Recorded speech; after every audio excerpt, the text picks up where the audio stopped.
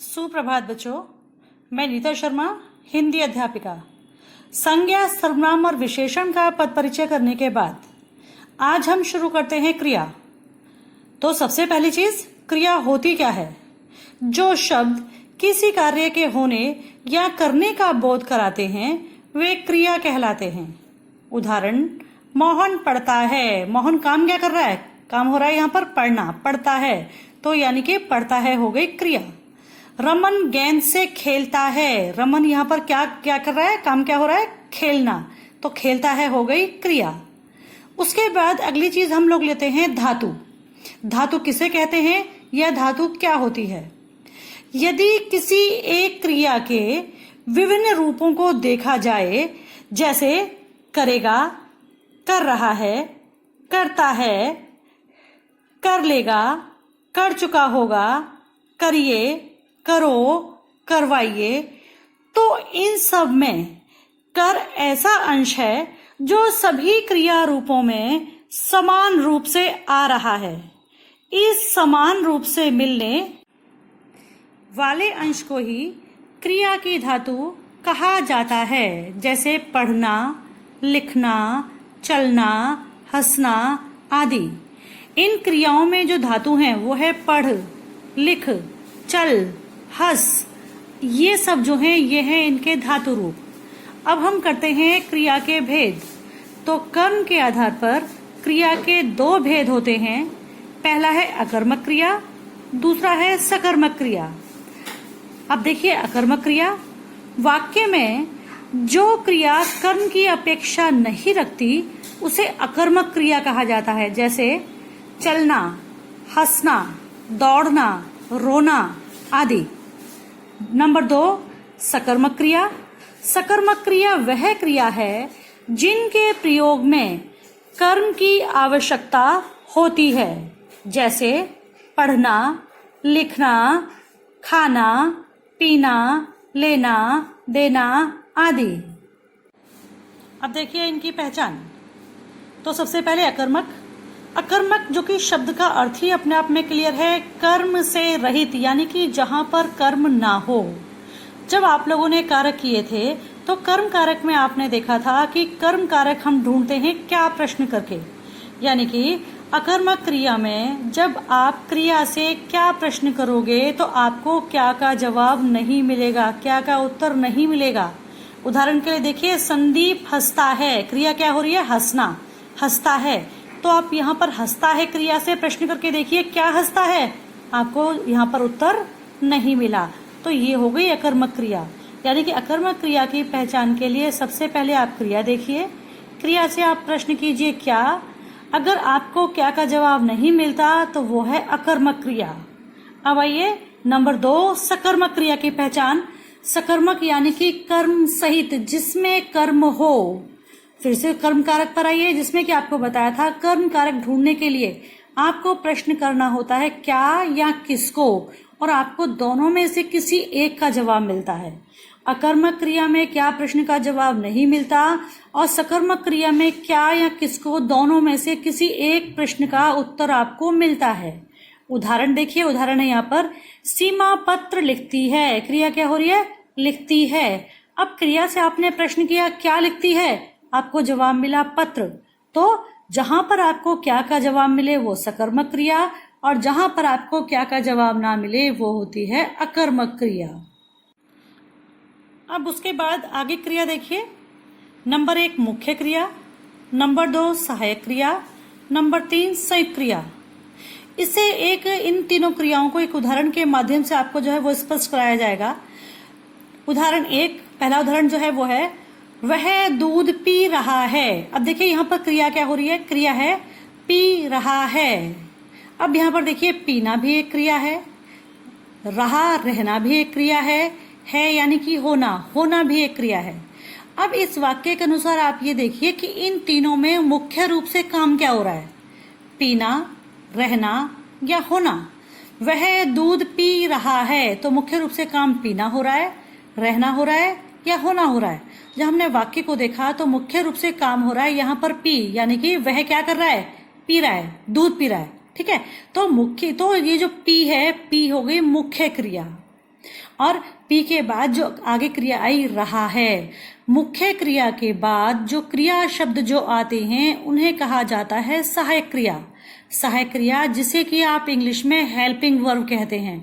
सहायक क्रिया का प्रयोग किया जाता है वाक्य को पूर्ण करने के लिए और काल का बोध कराने के लिए। कहने का मतलब है सहायक क्रिया से ही पता चलता है कि जो क्रिया है वो जो वाक्य है वो आपका वर्तमान काल में है, भूतकाल में है या भविष्य काल में है। तो मुख्य रूप से जो काम हुआ वो मुख्य क्रिया, और मुख्य क्रिया के बाद जो आगे की जो क्रिया शब्द जो आते हैं उन्हें कहा जाता है सहायक क्रिया।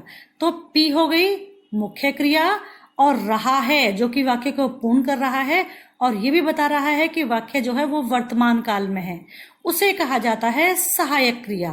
अब अगली आती है संयुक्त क्रिया। तो संयुक्त क्रिया के लिए जो मुख्य क्रिया और सहायक क्रिया दोनों को मिला देते हैं, उन दोनों को मिलाने के बाद वो बनती है संयुक्त क्रिया। यानी कि मुख्य क्रिया हो गई पी, रहा है हो गई संयुक्त क्रिया, और जब आपने मुख्य क्रिया और सहायक क्रिया दोनों को मिला दिया अर्थात पी रहा है, तो पी रहा है हो गई आपकी संयुक्त क्रिया। जो मुख्य रूप से कार्य हो वो मुख्य क्रिया, जो मुख्य क्रिया के बाद जो क्रिया शब्द आते हैं वो सहायक क्रिया, और जब मुख्य और सहायक जब दोनों को मिला देते हैं तो वो हो जाती है संयुक्त क्रिया। अब इसी को जो है दूसरे उदाहरण में जो है वो देखिए। दूसरा उदाहरण है उदाहरण नंबर 2। रमेश सो रहा था। रमेश सो रहा था, क्रिया हो रही है सो रहा था।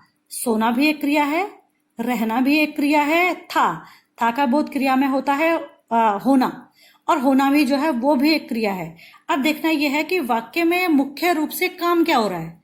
तो वाक्य में मुख्य रूप से काम हो रहा है सोना। रमेश क्या कर रहा है, सो रहा है। तो यहां पर जो सो है, सोना होगी मुख्य क्रिया, मुख्य क्रिया होगी सो। मुख्य क्रिया के बाद यहां पर जो आगे की जो क्रिया शब्द आए वो है यहां पर रहा था, तो रहा था हो गई सहायक क्रिया। और जब हमने इन दोनों को मिला दिया यानी कि मुख्य क्रिया और सहायक क्रिया, कहने का मतलब है सो रहा था, तो जो संयुक्त क्रिया है वो हो गई सो रहा था। इसके बाद अब हम शुरू करते हैं काल। काल जो कि आप क्लास 6, 7, 8 में आप लोग करके आए हैं। एक बार हम उसकी छोटी सी रिवीजन करते हैं। हिंदी में काल 3 होते हैं, वर्तमान काल, भूतकाल और भविष्यत काल। वर्तमान काल वो काल होता है जो समय इस समय चल रहा है, और इसके जो सूचक चिन्ह जो होते हैं वो है हैं, हूं। उदाहरण देखिए, वह खाना खाता है, यहाँ पर आपको जो सूचक चिन्ह है वो क्या मिल रहा है। वे घर जा रहे हैं, मैं पढ़ता हूं। तो जहां कहीं पर भी आपको सूचक चिन्ह है, हैं, हूं, ये जो आपको मिलते हैं वो होता है वर्तमान काल। वर्तमान काल यानी कि जो इस समय में हो रहा है। उसके बाद दूसरा है भूतकाल। भूतकाल यानी कि जिसे आप पास्ट टेंस बोलते हैं, यानी कि जो समय बीत गया, और इसके लिए सूचक चिन्ह होते हैं गया, गई, गए, था, थे, थी। इन सूचक चिन्हों से पता चलता है कि ये जो है ये भूतकाल है। उदाहरण, बच्चा घर गया, यहाँ पर यानी कि बच्चा घर जा चुका है। वह खाना खा रही थी, यानी कि वो खाना खा चुकी है। तो जो कार्य हो चुका है उसे कहा जाता है भूतकाल। नंबर 3, तीसरा है भविष्यत काल। भविष्यत काल के जो सूचक चिन्ह जो होते हैं वो होते हैं गा, गे, गी, गी, जाऊंगा, जाएंगे, जाएगी, जाएंगी। यानी कि ये जो होते हैं इनसे पता चलता है कि ये भविष्यत काल है। भविष्यत काल वो होता है जो आने वाला समय है, उसे कहा जाता है भविष्य, जिसे कि आप लोग बोलते हैं फ्यूचर टेंस। उदाहरण देखिए, मैं कल दिल्ली जाऊंगा, तो यहां पर जाऊंगा, इससे क्या पता चल रहा है कि ये भविष्य काल है। तुम कल आओगे, इस यहां पर गे से पता चल रहा है कि ये भविष्य काल है। आगे देखिए, अगला पॉइंट है वाच्य। वाच्य जो कि आप लोग कर चुके हैं वाच्य भेद में, कर्तवाच्य, कर्मवाच्य, भाववाच्य जो कि आपको आते हैं, वो इस समय आपको बताने की आवश्यकता नहीं है। उसके बाद अगला पॉइंट यहाँ पर आता है प्रयोग या अन्विति। जब आप क्रिया का पद परिचय बताएंगे तो उसमें प्रयोग या अन्विति आपको बतानी होती है। तो सबसे पहली चीज, प्रयोग क्या होती है या अन्विति किसे कहते हैं। प्रयोग का संबंध इस बात से है कि वाक्य की क्रिया किस संज्ञा के अनुसार बदलती है। सीधी सी बात है, इसमें ये देखना होता है कि जो वाक्य की जो क्रिया है वो किस संज्ञा के अनुसार बदल रही है। वो कर्ता के अनुसार है, वो कर्म के अनुसार है, या दोनों में से किसी के भी अनुसार नहीं है। प्रयोग जो होते हैं वो 3 प्रकार के होते हैं, कर्तृप्रयोग, कर्मणि प्रयोग और भावे प्रयोग। तो सबसे पहले हम देखेंगे कर्तृप्रयोग। जब क्रिया कर्ता की संज्ञा के अनुरूप परिवर्तित होती है तो ऐसे प्रयोग को कर्तृप्रयोग कहते हैं। कर्तृप्रयोग में जो वाक्य की जो क्रिया है वो कर्ता की संज्ञा के अनुसार बदलती है। अब उदाहरण देखिए, उदाहरण है लड़का मिठाई खाता है। लड़का एक वचन है, पुल्लिंग है, तो खाता है ये भी एक वचन है और पुल्लिंग है, यानी कि यहाँ पे क्रिया जो बदली है वो बदली है कर्ता के अनुसार। दूसरा उदाहरण, लड़की मिठाई खाती है। लड़की एक वचन है, स्त्रीलिंग है, तो क्रिया भी हुई एक वचन और स्त्रीलिंग, खाती है। उसके बाद आगे है लड़के मिठाई खाते हैं। लड़के बहुवचन है और पुल्लिंग है, तो क्रिया भी हो रही है खाते हैं, यानी कि पुल्लिंग है और बहुवचन है। आगे देखिए, लड़कियां मिठाई खाती हैं। लड़कियां बहुवचन है और स्त्रीलिंग है, और क्रिया भी यहाँ पर है बहुवचन है और स्त्रीलिंग है। सीधी सी बात है, जहां पर की वाक्य की क्रिया कर्ता के अनुसार परिवर्तित होती है वहां पर होता है कर्तृप्रयोग। नंबर 2, कर्मणि प्रयोग। यदि कर्ता की संज्ञा के बाद कोई भी प्रसर्ग लगा हुआ है तो क्रिया कर्म की संज्ञा के अनुसार बदलती है। उदाहरण देखिए, अतिथियों ने चाय पी। यहाँ पर आप देखोगे जो कर्ता की जो संज्ञा है उसके बाद यहाँ पे प्रसर्ग यानी कि विभक्ति लगी है। तो ऐसी स्थिति में जहाँ पर कर्ता की संज्ञा के बाद विभक्ति लगी हो वहां पर क्रिया जो है वो कर्म के अनुसार बदलती है। अब देखो, चाय, चाय है स्त्रीलिंग, तो अतिथियों ने चाय पी, तो क्रिया भी है यहाँ पर स्त्रीलिंग। सुमित ने रोटी खाई, यहाँ पर जो कर्ता की जो संज्ञा है उसके बाद विभक्ति आई है यहाँ पर ने, तो जहाँ पर कर्ता संज्ञा के बाद विभक्ति आए वहां पर क्रिया बदलेगी, वो जो बदली जाएगी वो बदलेगी कर्म के अनुसार, यानी कि रोटी है स्त्रीलिंग और क्रिया खाई ये भी है स्त्रीलिंग। लड़के ने आम खाया। लड़के जो कि कर्ता भी है और संज्ञा भी है, इसके बाद यहाँ पर आई विभक्ति प्रसर्ग, और जहां पर कर्ता संज्ञा के बाद जो है वो प्रसर्ग आता है, विभक्ति आती है, वहां पर क्रिया जो है वो कर्म के अनुसार बदलती है, यानी कि आम खाया। आम है पुल्लिंग और क्रिया भी है पुल्लिंग। तो सीधी सी बात है, जब क्रिया कर्म की संज्ञा के अनुसार बदलती है उस प्रयोग को कर्मणि प्रयोग कहा जाता है। नंबर 3 है भावे प्रयोग। भावे प्रयोग में जब कर्ता तथा कर्म दोनों की संज्ञाओं के बाद प्रसर्ग या विभक्ति लगी होती है तब क्रिया किसी भी संज्ञा के अनुसार नहीं बदलती और वो तटस्थ हो जाती है, अर्थात उस समय क्रिया जो है वो अन्य पुरुष, पुल्लिंग, एक वचन और भूतकाल में हो जाती है। जैसे लड़कों ने आमों को खाया। लड़कों संज्ञा है और उसके साथ वो करता है, क्या खाया, आमों को। आम जो है वो संज्ञा है और वो जो है वो किस में आ रहे हैं, वो बहुवचन में जो है वहां पर आ रहे हैं।